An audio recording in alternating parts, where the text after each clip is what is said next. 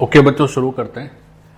तो इस लेक्चर में हम लोग क्या करने वाले हैं, जेई 2023 जेई एडवांस के कॉम्प्लेक्स नंबर के जो भी प्रॉब्लम्स पूछे गए हैं, so those problems we are going to start and discuss and solve. तो 2023 में कुल मिलाकर 3 क्वेश्चन आए थे बच्चों कॉम्प्लेक्स के, तो तीनों को एक एक करके देखते हैं। बट फिर बात वही है, चूंकि ये प्रैक्टिस लेक्चर है तो आपको क्या करना चाहिए कि प्रॉब्लम आप देख लें, फिर खुद से थोड़ा 5-10 मिनट ट्राई करो और उसके बाद फिर सॉल्यूशन से देखो कि तुम क्या कर रहे थे और क्या करना चाहिए। So let's begin. तो पहले क्वेश्चन की शुरुआत की जाए। तो कॉम्प्लेक्स का ये पहला क्वेश्चन है, 2023 में पूछा गया है। क्वेश्चन एक बार पढ़ते हैं क्या है। तो क्वेश्चन में लिखा है कि A1 से लेकर A8 ये क्या है, these are the vertices of regular octagon.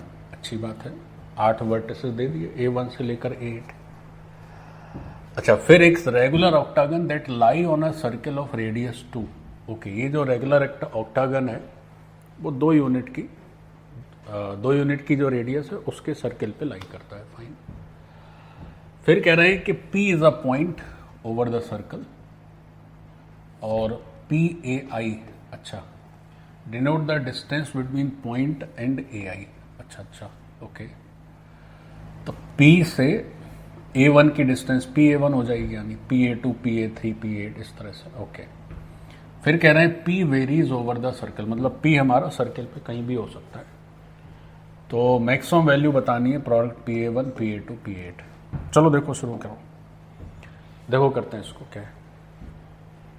तो थोड़ा मैं एक फोटो बना के समझाता हूँ। ये थोड़ा देखो, पहले तो ये समझो कि कॉम्प्लेक्स नंबर के किस हिस्से में इस तरह के क्वेश्चन तुमने सीखे। तो एक सर्कल है, भाई सर्कल ही नहीं बन रहा है। चलो भैया, ये सर्कल हो गया और इस सर्कल पर A1 से लेकर A8 इस तरह से ये ऑक्टागन के वर्टिसेस हैं, है ना। पीछे 8 आ जाएगा। तो एक रेगुलर ऑक्टागन टाइप का सिस्टम है, बीच में मैंने नहीं बनाए, कुल इस तरह से 8 बन जाएंगे, A3, A4, A5, ठीक है। फिर चलो A6 कर लेते हैं, A8 कर लेते हैं। तो ये रेगुलर ऑक्टागन हो गया और ये रेगुलर ऑक्टागन के जो 8 वर्टिसेस हैं वो क्या है, एक ऐसे सर्किल पर है which is having 2 units radius, 2 unit की रेडियस है। अब कह रहे हैं कि इस सर्किल पर कहीं भी एक Z है, कहीं भी Z, कहीं भी कोई अज्यूम कर सकता है। या 2 और Z एक ही जैसा लग रहा है, अलग अलग कर दो, 2 को अलग दिखा देते हैं, ठीक है। तो ये रेडियस है 2 यूनिट, 2 चल ही नहीं रहा है, ठीक है। चलो ओके। तो बात ऐसी है कि ये पूरा सेटअप है क्वेश्चन का। अब इनका ये कहना है कि आपको मैक्सिमम वैल्यू बतानी है किसकी, then the maximum value of PA1, PA2, PA8। अच्छा, तो PA1 हो गया, PA2 हो गया और PA8। So you need to figure out the maximum value of this multiplication। बच्चों समझो, PA1, PA2, these are the distances, है ना। मतलब P क्या है, P है तुम्हारा Z, कहीं भी हो सकता है Z। तो हमने 2 Z बना दिए, तो एक ही बना लेते हैं। चलिए मान लीजिए यहीं पे लिख देते हैं।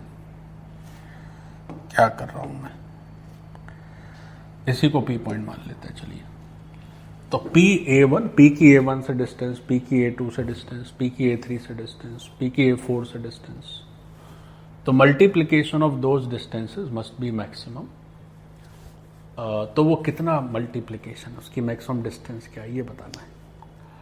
अब बच्चों ये बहुत ही मतलब अच्छे दर्जे का बहुत ही तगड़ा क्वेश्चन है, मतलब आसान तो नहीं माना जाएगा,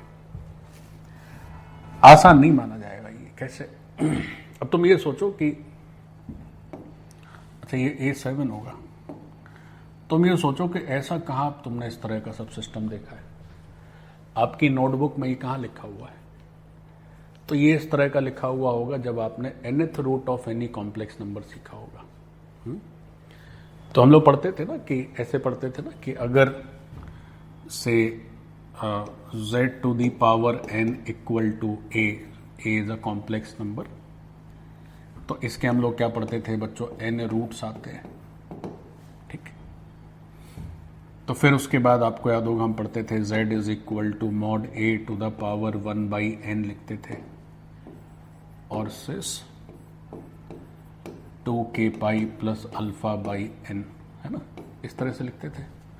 फिर आपको याद होगा k की वैल्यू लिखते थे 0, 1, 2 अप टू n-1, इस तरह से करते थे। जहां पर a क्या हो जाता था, तो ये जो a है उसको लिख सकते थे a is equal to mod a से अल्फा, तो जब पावर 1/n होगी तो अल्फा बाई n और फिर 2k पाई, इस तरह से, है ना, 2k पाई प्लस अल्फा और फिर डिमावर से 1/n। तो this all must be revised, ये सब तुमको पता होना चाहिए कि हाँ ऐसा हमने पढ़ा हुआ है। अब कोई कहे साहब ये तो हमारी कॉपी में है ही नहीं, तो कॉपी ठीक करो अपनी, ये सब होना चाहिए। तो भाई ये सब जो है nth root of a complex number, ये जो आर्टिकल रहता है उसमें हम इस तरह के क्वेश्चंस करते हैं। तो अब लिखा हुआ है कि भैया अच्छा, अब z की a1 से डिस्टेंस, z की a2 से डिस्टेंस, z की a3 से डिस्टेंस, उसका फिर मल्टीप्लिकेशन, उसकी मैक्सिमम वैल्यू।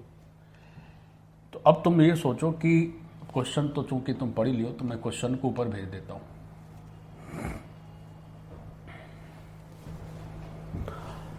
तो जब हम ये पढ़ते थे तो हम लोग ये सीखते थे कि जो z हैं उनकी n वैल्यूज हैं, there are n roots of this equation, और वो सभी रूट्स क्या होंगे, एक ऐसे सर्किल पे लाई करेंगे such that mod z is equal to mod a to the power 1/n, है ना, कि उस सर्किल की रेडियस हो जाएगी mod a to the power 1/n, और सर्किल का सेंटर हो जाएगा ओरिजिन, क्योंकि मॉड z मतलब distance between z and the origin.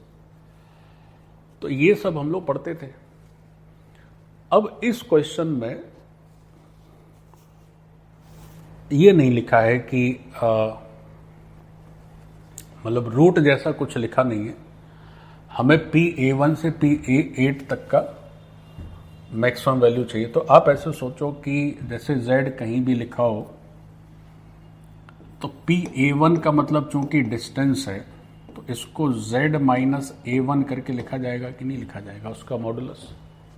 भाई डिस्टेंस का मतलब तो क्या होता है, mod of z1 minus z2। फिर ऐसे ही अगर PA2 देखें, सो this is the distance between point P and point A2, तो उसको z माइनस A2 लिख देंगे। और फिर ऐसे अगर PAN लिखा जाए तो इसको हम z माइनस AN नहीं, चूंकि 8 तक ही है तो PA8 तक ही करना है, तो this PA8 is equal to mod of z minus A8। तो हमें क्या करना है, इन सभी डिस्टेंसेस का मल्टीप्लिकेशन करना है। तो you should first of all think कि ये जो यार मल्टीप्लिकेशन है ये आएगा कहां से। अगर तुम्हारे पास सॉल्यूशन नहीं है सामने, so how you will be think over this. तो इस क्वेश्चन में यही हीरो है, इसकी मैक्सिमम मिनिमम वैल्यू निकालना तो बात का काम है। पहले तो तुम ये सोचो ये प्रकट कैसे करोगे, है ना, यही है PA1 PA2 और ये सब का मल्टीप्लिकेशन है। तो first of all you need to figure out कि हम ये कैसे लाएं, ये लाएंगे तभी ना बात बनेगी, है ना। तो अब देखो ये कैसे लाओगे, तो इसको ऐसे सोच सकते हो कि एक 8 डिग्री की इक्वेशन सोचो। तो आप ऐसे सोचो, consider z to the power 8 minus 2 to the power 8 equal to 0। देखो ऐसा इसलिए क्योंकि मॉड z तो 2 ही होना चाहिए, और चूंकि 8 डिग्री होनी चाहिए तो 2 टू दी पावर 8 मैंने लिख दिया है। अब अगर ये z to the power 8 minus 2 to the power 8 है इक्वल टू 0, तो इसके रूट्स हम ऐसे सोच सकते हैं कि इसके रूट्स हो सकते हैं सर a1 से लेकर a8 तक, because all these lie on a circle with radius 2 और रेगुलर ऑक्टागन है, तो कोई भी दो मतलब ओरिजिन से a1 ओरिजिन से a2 उसके बीच में एंगल सब में सेम ही रहेगा, तो वो एंगल 2π/8 रहेगा, ऐसे सोच सकते हैं। तो सारी बातें उसी तरह, रेगुलर अब पॉलीगन का फॉर्मेशन हो रहा है, तो रेगुलर ऑक्टागन लिखा है मतलब ये एकदम फिट बैठ रहा है। रेगुलर ऑक्टागन का ये मतलब है कि अगर हम देखें इसको तो ये एंगल 2π/n होना चाहिए, तो 2π/8 हो रहा है, तो इसके रूट्स हम a1 से a8 तक लिख सकते हैं। अच्छा, फिर अब देखिए आपके मन में एक प्रश्न ये आ सकता है कि सर आपने 2 की पावर 8 क्यों लिखा, यहां कोई ऐसी कॉम्प्लेक्स नंबर तो डिफाइन है नहीं। तो बच्चों क्या है कि आप इसलिए लिख सकते हैं बिकॉज ये इक्वेशन में ये जो नंबर है वो ऐसा होना चाहिए सो दैट जिसका मॉडुलस जो है वो 2 हो, दैट्स इट। आप कुछ और भी लिख सकते थे, इससे काम आसानी से हो जाएगा, तो हमने ये लिख दिया है, क्योंकि ये तो लिखा नहीं है ना कि a1 a2 a3 कहाँ पर है, कहीं भी हो सकते हैं, कहीं भी a1 हो सकता है, बट a1 से a2 में 2π/8 एंगल होना चाहिए, है ना। तो हम नंबर लिख सकते हैं 2 टू द पावर 8। तो ये नंबर लिखने से क्या हुआ कि ये तो तय हो गया कि जो मॉड z है वो 2 ही है। अच्छा, अब आप ये देखें कि ये जो z है, सॉरी, अगर इस इक्वेशन को फैक्टराइजेशन के फॉर्म में लिखें, कैसे, z to the power 8 minus 2 to the power 8, तो उसको कैसे लिख सकते हैं, इसके 8 फैक्टर्स हो जाएंगे, z माइनस a1 हो जाएगा बच्चों, फिर z माइनस a2 हो जाएगा और z माइनस a8 हो जाएगा, ऑल टुगेदर 8 फैक्टर्स। अब इसका फिर मॉडुलस करना होगा, उसकी फिर वैल्यू पूछिए, यही तो है। तो अगर हम इस साइड मॉडुलस करते हैं तो इधर भी मॉडुलस कर देंगे, तो ये मॉडुलस तो डिस्ट्रीब्यूट हो जाएगा। ये भी सीखा है कि नहीं सीखा, आपकी नोटबुक में ये भी होगा कि लाइक दिस। बच्चों में नोटबुक पे ज़्यादा स्ट्रेस इसलिए देता हूँ क्योंकि अगर आप सही से पढ़ना चाहते हैं तो you must have a proper notes, और आपको समय समय पे उस नोट्स को बॉर्नवीटा मतलब समय समय पे उस नोट्स को मजबूत करते रहना है। तो मजबूत कैसे करेंगे, जैसे मान लीजिए कोई भी आप नई वैरायटी का नया पैटर्न देखते हो तो you should add that pattern into your notebook, whether it is of physics और केमिस्ट्री और मैथ्स और वॉट एवर। तो आपको क्या करना है कि अपने दिमाग में जो वेरिएशंस हैं बार बार जब आप उन्हें पढ़ेंगे तब ना बहुत दिमाग में बैठेंगे। एक बार कर लिए खा पी के बराबर हो गए, क्या फ़ायदा हुआ। तो आपको अगर आप सीरियसली प्रिपेयर करते हैं किसी भी एग्ज़ाम, अच्छे एग्ज़ाम के लिए, तो जो भी कंटेंट है दैट मस्ट बी इनरिच्ड, और जितना पॉसिबल उसको उतना इनरिच कर सकते हैं आप, ठीक है। तो ये वैल्यू हो गई। अब हमें इसी का मैक्सिमम मिनिमम बताना है। तो अब देखो, अब मामला तो थोड़ा सा इजी हो गया। कैसे, जैसे जो z होगा उसको हम 2 cis अल्फा लिख सकते हैं, भाई, क्योंकि मॉड वैल्यू उसकी 2 है, अल्फा कुछ भी हो सकता है, वो z कहीं भी हो सकता है उस सर्कल पर। तो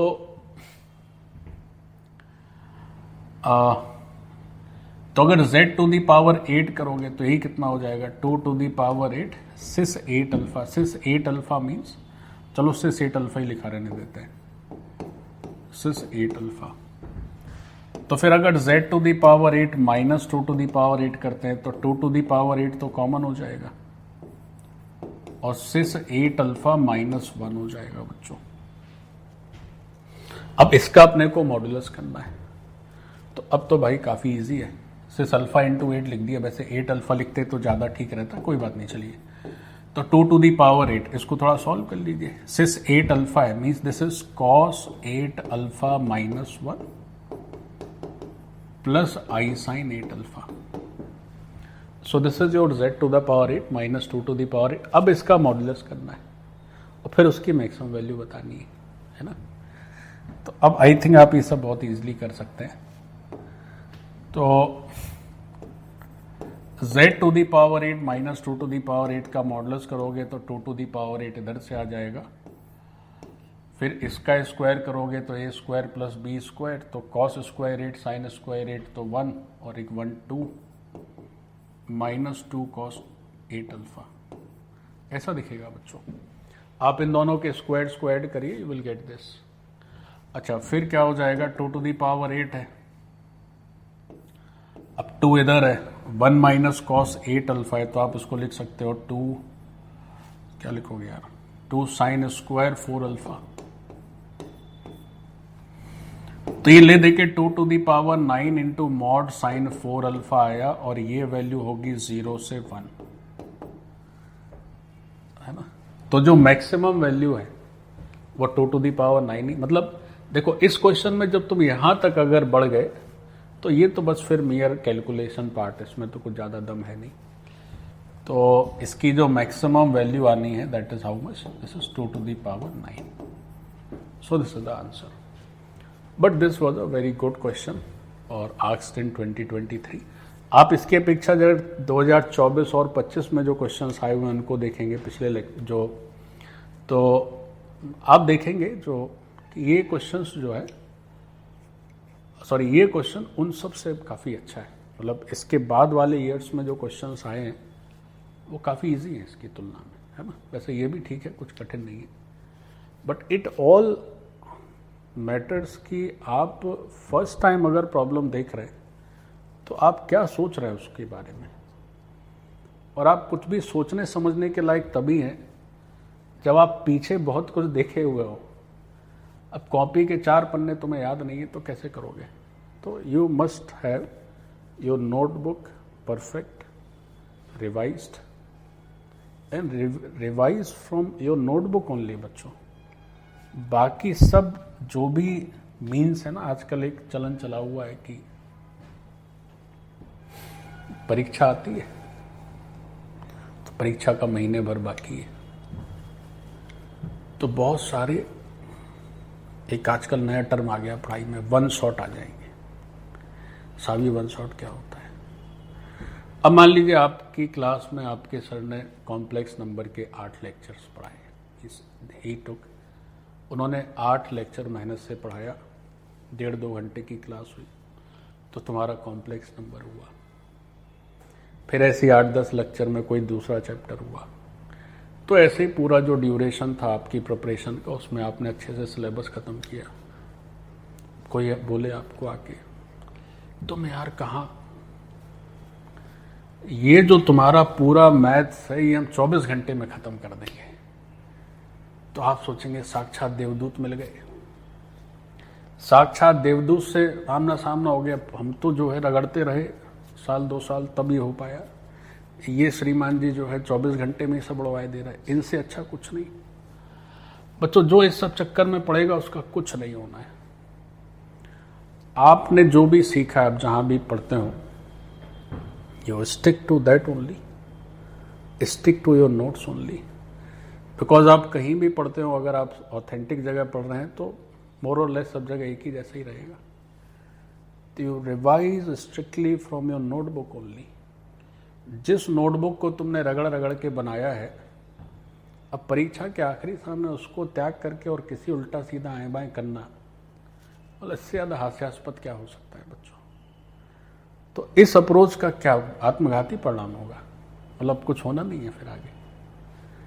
तो हाँ, अगर जहाँ आप पढ़ रहे हैं, जिन लोगों से आपने पढ़ाई की है, अगर वो कुछ ऐसा दे दें कि क्रिस्प नोट्स दे दें, शॉर्ट नोट्स दे दें, या आप खुद बना लें, देन इट इज़ फाइन। ठीक है, कुछ फॉर्मूले लिख लिए 4-5 पेज में, इस तरह का, है ना। केमिस्ट्री में सारी रिएक्शन एक साथ लिख दी, तो वो सब ठीक है, वो तो बच्चे प्राचीन काल से कर रहे हैं, हम लोग भी करते थे। लेकिन बोले नहीं नहीं नहीं, जो तुमने सब पढ़ा है वो सब किनारे, अब ये आ गया वन शॉट और उसमें तुमने करा ली अपनी खेल, तो वो सब मतलब गड़बड़ नहीं करना है परीक्षा के समय, है ना। That is a very precious time बच्चों। Don't fall prey to these tactics, है ना। Stick to your notes only, study from your copy only, try to avoid all type of video lectures, YouTubes, everything. Exam के कुछ समय पहले you should be very cool in calm. अब वो चिल्ला रहा है उसमें चले गए, वो चिल्ला रहा है उसमें चले गए, तो जो तुमने सीखा है वो तो सब गड़बड़ हो जाएगा ना, दिमाग खराब हो जाएगा। तो सब में चक्कर में नहीं पड़ना है। चलिए साहब, डन हो गया ये तो, कंप्लीट। बच्चों 2023 के दूसरे क्वेश्चन को देखो, देखो क्या है इसमें, इसको जरा समझें क्या बात हो रही है।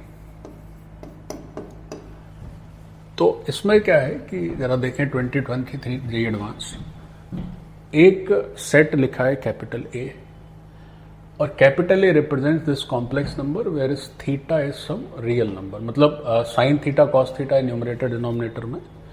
तो एक कॉम्प्लेक्स नंबर बच्चों न्यूमरेटर में है, दूसरा कॉम्प्लेक्स नंबर डिनोमिनेटर में है, और इस कॉम्प्लेक्स नंबर में थीटा वेरिएबल है। If you change theta your complex number changes, so there may be multiple such complex number and all these complex number constitute a set A.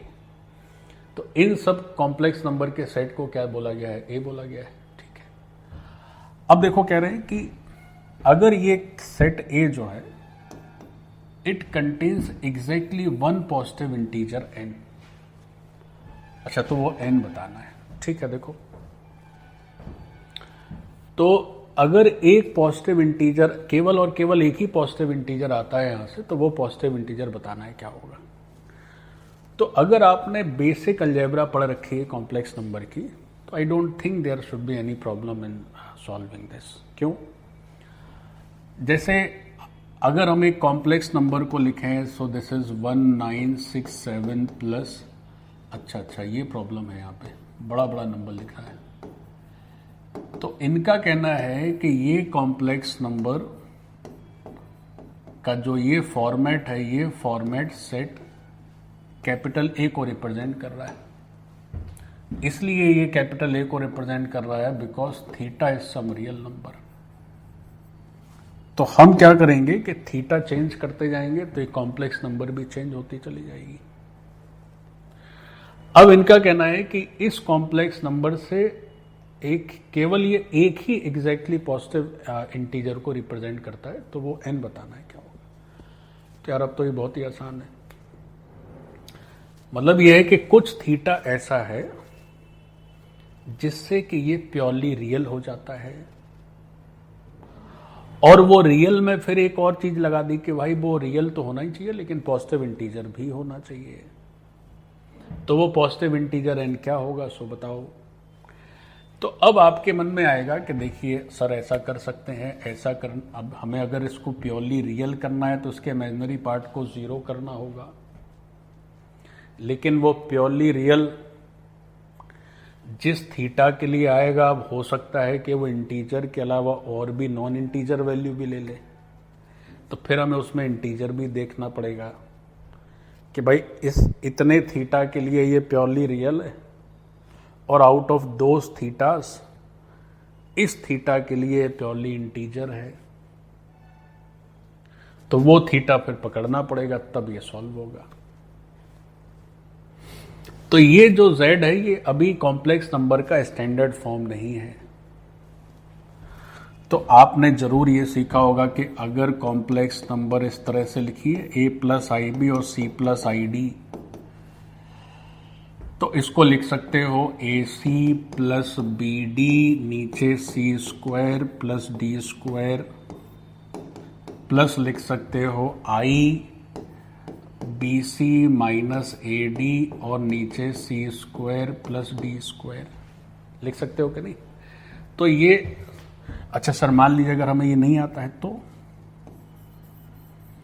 Sir अगर मान लीजिए हम ये ना लिख पाए तो अब ये क्वेश्चन नहीं करना है तो क्या, ये सब लिख पाओ तो करना है। ये कहाँ मिलेगा? ये आपकी नोटबुक में मिलेगा, है अगर आपने ठीक से पढ़ाई की है तो। भैया ये हो गया। अब हमें चूंकि प्योरली रियल करना, तो इसमें जो भी ये वाला पोर्शन जो भी आएगा उसको जीरो कर दीजिएगा। तो इसको जब आप जीरो करेंगे तो इसका मतलब हो गया कि ऊपर वाला जीरो हो जाएगा। मतलब BC जो है वो AD के बराबर हो जाएगा। और इसको सॉल्व करने से आपके पास थीटा आ जाएगा। तो ये यात्रा रहेगी इस क्वेश्चन की। और फिर वो जो थीटा की वैल्यू आए उस थीटा की वैल्यू को इस रियल पार्ट में रखना होगा। तब फिर देखना होगा कि रियल पार्ट इंटीजर भी आ रहा है या इंटीजर के अलावा भी कुछ आ रहा है या केवल इंटीजर आ रहा है। तो ये पूरी यात्रा है। तो अब इस यात्रा में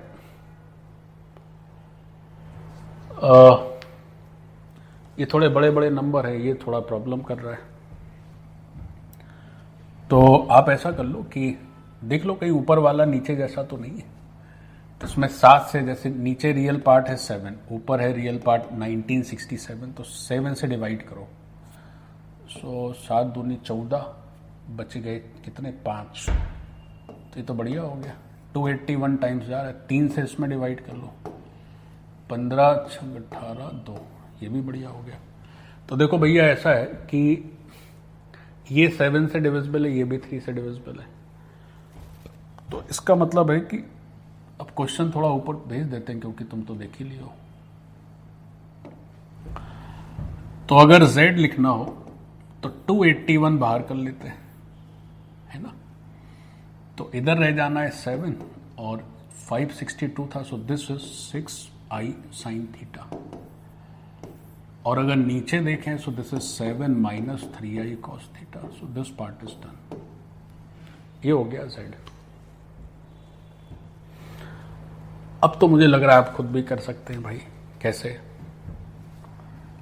अगर इस z को थोड़ा देखें, अब देखो इसका जो फॉर्मेट बन रहा है, तो एक बात और मन में आ रही है क्या। अच्छा, इसको एक तो ये कन्वेंशनल मेथड है, ऐसे भी कर सकते हो।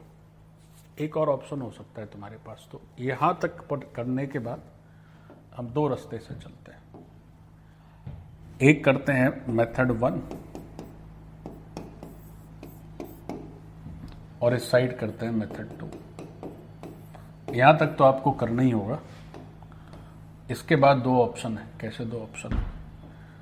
एक तो जो कन्वेंशनल ऑप्शन है जो बताए कि आप AC plus BD plus IBC minus AD। तो ये क्या दिखेगा z, देखो 281 तो बाहर ही है। तो AC plus BD means 49 minus 18 और कितना हो जाएगा यार, साइन थीटा कॉस थीटा। तो साइन थीटा कॉस थीटा लिख दीजिए। चलिए, सो this is AC plus BD और नीचे हो जा रहा है C square plus D square plus IBC minus AD। तो BC करिएगा, सो this is 42 sine theta minus AD, तो 21 कॉस थीटा। देखो यार, हो सकता है कुछ कैलकुलेशन ऊपर नीचे हो जाए, तो एक बार देख लेना, है ना। हो सकता है हम 3 का 5 लिख दें। मेथड 2 तो यहाँ पे आ नहीं पाएगा। चलो मेथड 2 उसके बाद देखा जाएगा। तो बात ऐसी थी कि भाई हमको जो है, हमने वो जो बेसिक कॉम्प्लेक्स नंबर के डिवीजन को यूज करके उसको स्टैंडर्ड फॉर्म में नोट कर लिया। अब देखो, चूंकि प्योरली रियल करना है तो इस हिस्से को 0 कर दीजिए। तो ये पूरा पार्ट अगर 0 है तो यहां से क्या हो जाएगा, तो आप लिखोगे 42 sine theta, this is minus 21 cos theta. So tan theta की वैल्यू आ जाएगी माइनस हाफ। तो यहां से जो टेन थीटा है वो माइनस हाफ आने वाला है। तो टेन थीटा अगर माइनस हाफ है तो रियल पार्ट फिर देखना पड़ेगा कितना आता है बच्चों। तो रियल पार्ट कितना आएगा देखो। अब टेन थीटा अगर माइनस हाफ है तो एक ट्राइंगल ड्रॉ कर लेते हैं फटाफट। 1 2 और ये कितना हो जाएगा √5। टेन थीटा अगर माइनस हाफ है तो सेकेंड क्वाड्रेंट में, चलिए जूम कर लीजिए टेन की वैल्यू। तो सेकेंड क्वाड्रेंट में है अगर, तो 49 हो गया, ठीक है। 18 साइन की वैल्यू कितनी हो जाएगी, तो हो जाएगा 1/√5। सेकेंड क्वाड्रेंट में साइन पॉजिटिव, कॉस हो जाएगा नेगेटिव, तो -2/√5 कर लीजिए। चलिए, और नीचे हो गया 49 + 9 कॉस स्क्वायर करना है, तो स्क्वायर है तो पॉजिटिव ही हो जाएगा, तो 4/5 हो गया ये। तो यहां से क्या रिजल्ट आया जरा देखो, 5 तो ये हो गया। अच्छा, सेम ही तो हो गया यार, 18 × 2 36 और ये भी 36, तो सेम ही हो गया, तो बढ़िया हो गया। तो 281 ऐसे आंसर हो गया। चलिए, बहुत बच गया। बच ऐसे गए कि इसका जो रियल पार्ट, अगर जब ये प्योरली रियल है तो एकमात्र इंटीजर ही है ना। मतलब इस थीटा, जिस थीटा पर अपना रियल इमेजिनरी पार्ट 0 है, उस थीटा पर इमेजिनरी पार्ट, सॉरी उस थीटा पर जो रियल पार्ट है दैट इज ओनली 281। तो हो गया आंसर, ये तो निपट गया। तो ये तो एकदम बेसिक बच्चों कॉम्प्लेक्स नंबर की अलजेब्रा पर क्वेश्चन था और डायरेक्ट आपको सॉल्व करना था, इसमें कुछ भी प्रॉब्लम नहीं होनी चाहिए। तो अगर ये क्वेश्चन ऐसा आया और अच्छे बच्चे भी नहीं कर पाए जो, तो बड़ा दुख की बात है। तो बहुत ईजी है। अच्छा, मैंने बताया कि देखो ऊपर नीचे एक जैसा पैटर्न नजर आ रहा है, मतलब रियल पार्ट सेम है। तो देखो रियल पार्ट सेम है, मतलब एक और तरीके से आप सोच सकते हो अगर चाहें तो। क्या, जैसे ये z, अच्छा एक चीज और भी देखें, जैसे कोई आसान क्वेश्चन है तो कई बार अनावश्यक हम सोचते हैं कि आसान क्वेश्चन में भी कुछ बड़ा आउट ऑफ द बॉक्स तरीका सोचते हैं, और उसको सोचने में जितना समय चला जाएगा और जो रेगुलर मेथड्स हैं उनसे जल्दी आ जाएगा। तो बुद्धिमानी इसमें है कि जो जैसे बनता चले बनाते चलो, टाइम वेस्ट नहीं करना है। नहीं साहब, हम तो रेगुलर तरीके करते ही नहीं, हम तो बड़े आउटस्टैंडिंग हैं, और उसी चक्कर में अपनी मतलब सब ऐसी की तैसी करवा लिए। अरे भैया, जो सिंपल अलजेब्रा का क्वेश्चन है उसमें तुम क्या आउटस्टैंडिंग तरीका लगा रहे हो? टाइम वेस्ट करोगे, फटाफट सॉल्व करो, आगे बढ़ो। अब जैसे ये है, इसमें एक और बात हो सकती है, लेकिन वो बात अगर किसी के मन में आए तो कोई दिक्कत नहीं है। It is equally very easy. जो आपको गिवन टाइम है उसमें आराम से हो जाएगा ये, उसमें क्या फिर अलग से करना है। वहां किसी को दिखाना थोड़ी है कि तुम 36 तरीके जानते हो। You should apply the simplest method, easiest, less calculative, that's it. अब जैसे ये एक और ऑप्शन यहां पे ये हो सकता है, देखो ऐसा ऑप्शन इसलिए कर सकते हो, ऊपर नीचे थोड़ा सा फर्क है, तो आप उसको ऐसे कर लो कि जो ऊपर वाली कॉम्प्लेक्स नंबर उसको लिख लीजिए 7 - 3i cos थीटा, और इसके सेकंड पार्ट को लिख लीजिए आप से 9i cos theta, and the denominator is 7 - 3i cos theta, like this. ठीक है, तो ऊपर वाला जो कॉम्प्लेक्स नंबर था उसको इस तरह से करने का लॉजिक ये है कि अगर आप इतने हिस्से को देख लें तो ये तो 1 ही हो जाएगा। So this becomes 281, then 1 + 9i cos theta, और नीचे हो जाएगा 7 - 3i cos थीटा, ऐसे। तो ये क्या हुआ, ये ऐसा हो गया कि 281 तो इसमें अलग ही हो जा रहा है, तो रियल पार्ट अलग ही हो जा रहा है। तो जो दूसरा हिस्सा है उसी को 0 होना पड़ेगा। मतलब आप क्या करेंगे, इसको अगर आप 0 कर देंगे तो ये पूरा पार्ट 0 हो जाएगा। तो यहां से भी जो रियल पार्ट है वो 281 ही आएगा, ऐसे भी सोच सकते हो।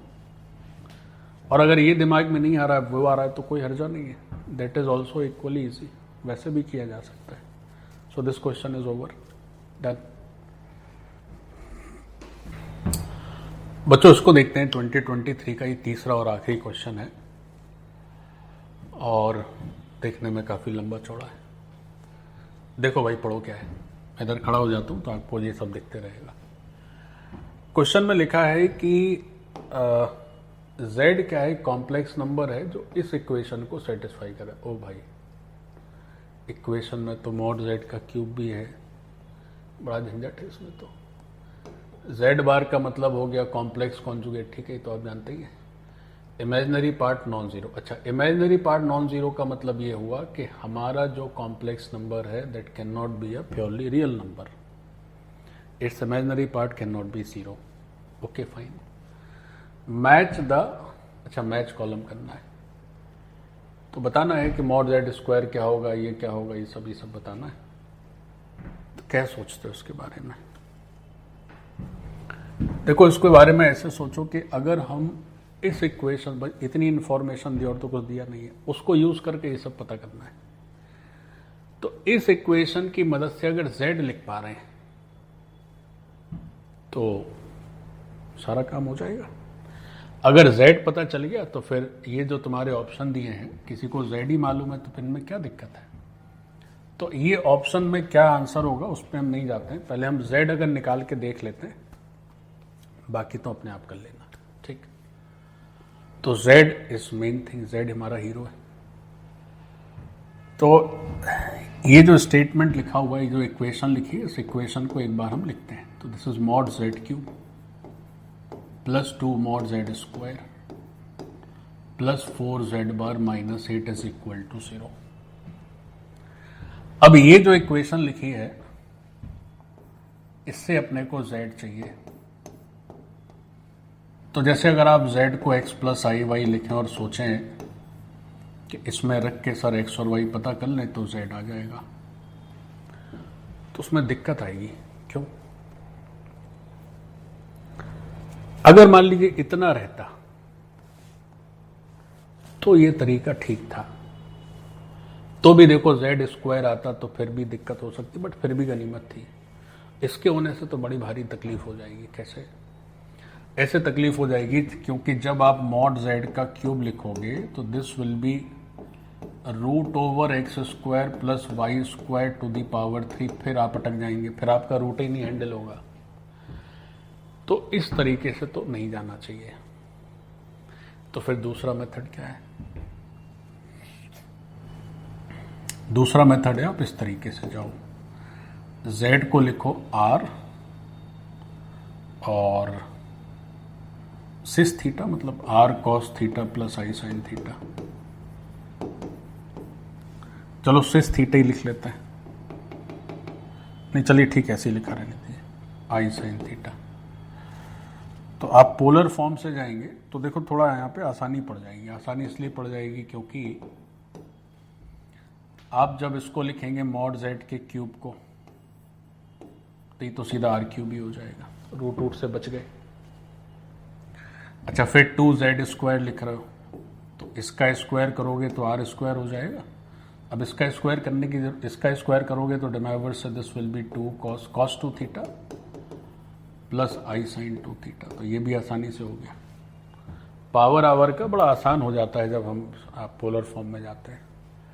फिर 4z बार लिखना है तो 4r लिखेंगे तो cos theta minus i sin theta हो जाएगा, ये हो गया z बार। और फिर -8 करेंगे, ये हो गया 0। अब देखिए, अब हमारा टास्क ये है कि हम z की वैल्यू चाहते हैं, मतलब हमें r चाहिए और थीटा। तो इन दो बातों पर क्वेश्चन मार्क है। If we can get this r and this theta तो अपना z हो जाएगा। तो अब ये काम कैसे किया जाए? तो अब देखो थोड़ा देखने में दिक्कत है, बट है तो इजी। कैसे? अब आपके पास क्या ऑप्शन है? अच्छा, कई बार ऐसा भी होता है बच्चों, परीक्षा में देखने में लगेगा बड़ा लंबा चौड़ा, लेकिन अगर कोई ऑप्शन नहीं है तो आप उसी तरीके से जाइए। जैसे अब आप ऐसे सोचो कि भाई सामने 0 है तो रियल पार्ट भी 0 होना चाहिए, इमेजिनरी पार्ट भी 0 होना चाहिए। अगर आप थोड़ा बहुत भी ठीक से पढ़ाई किए तो यही मन में आएगा। तो अगर वो 0 होना चाहिए तो उसको 0 कर देते हैं। तो आर क्यू लिखा, फिर 2r स्क्वायर लिखा, cos 2 थीटा लिखा, प्लस 4r cos थीटा लिखा, -8 is equal to 0। So this equation is real part वाली इक्वेशन। और इमेजिनरी पार्ट में क्या हो जाएगा? से 2r स्क्वायर साइन 2 थीटा, और एक है बच्चों -4r साइन थीटा। चलो देखो ये निपट गया आराम से। ये इक्वेशन आसानी से सॉल्व होने वाली है। भाई अपने पास 2 इक्वेशन है, 2 अननोन है, हम ये सब ऑप्शन वगैरह नहीं चेक करेंगे, आप चेक कर लीजिएगा। आर और थीटा का ही खेल है, वो आ जाएगा तो काम चल जाएगा। तो कैसे, तो अगर इसको सॉल्व करो इस सेकेंड इक्वेशन को, तो एक आर तो कैंसिल ही हो गया, 2 भी कैंसिल हो गया, तो आर। अच्छा यहाँ 2 साइन थीटा कॉस थीटा है और यहाँ 2 साइन थीटा है बस। अब देखो ये तो नॉन जीरो है ना, क्योंकि क्वेश्चन में लिखा ही हुआ है कि उसका इमेजिनरी पार्ट तो नॉन जीरो है। तो आप sine theta, even 2 sine theta हटा सकते हो ना, तो ये तो बहुत इजी हो गया। अब आर कॉस थीटा की वैल्यू 1 हो गई बच्चों। क्या हो गया? आर कॉस थीटा 1 हो गया।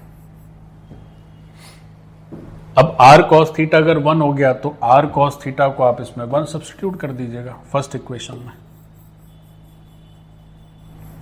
तो देखो ये तो डायरेक्ट ही आर कॉस थीटा है, इसमें आप कॉस 2 थीटा को कॉस स्क्वायर थीटा के टर्म में लिख लीजिएगा, तो वो पूरा आर आ जाएगा। जब आप ये सब्स्टिट्यूट करेंगे तो विल गेट आर। अच्छा, और जब आप आर निकाल लेंगे तो फिर इसमें रख दीजिएगा, तो कॉस थीटा आ जाएगा, है कि नहीं, या थीटा आ जाएगा, तो फिर आपका कॉम्प्लेक्स नंबर आ जाएगा। आर थीटा दोनों पता चल गया, जेड पता चल गया। अब जेड हो गया, फिर देख लीजिएगा क्या सही है क्या गलत हो गया, बस इतना ही सा तो था। तो 23 के 3 क्वेश्चन हो गए, डन। धन्यवाद बच्चों।